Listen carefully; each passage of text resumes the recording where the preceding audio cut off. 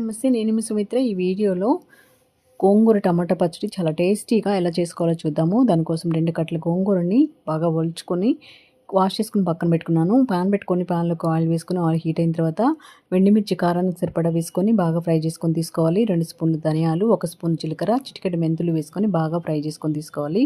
ఇంగువ కూడా వేసుకొని ఫ్రై చేసుకున్న తర్వాత వీటిలన్నిటిని మిక్సీ జార్లోకి తీసుకోవాలి.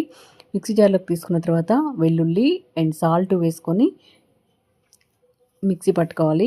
టమాటాలు కూడా 2 కట్ చేసుకొని ఇదే ప్యాన్లోకి వేసుకొని బాగా ఫ్రై చేసుకొని తీసుకోవాలి. టమాటాలు కూడా వేసుకొని మిక్సీ పట్టుకున్న తర్వాత లాస్ట్లో గోంగూర వేసుకొని గోంగూర కూడా బాగా ఫ్రై అయిన తర్వాత ఒకసారి పల్స్ చేసుకొని తీసుకోవాలి.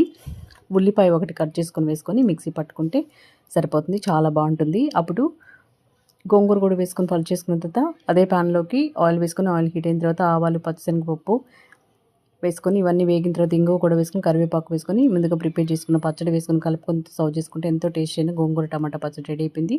Thanks for watching.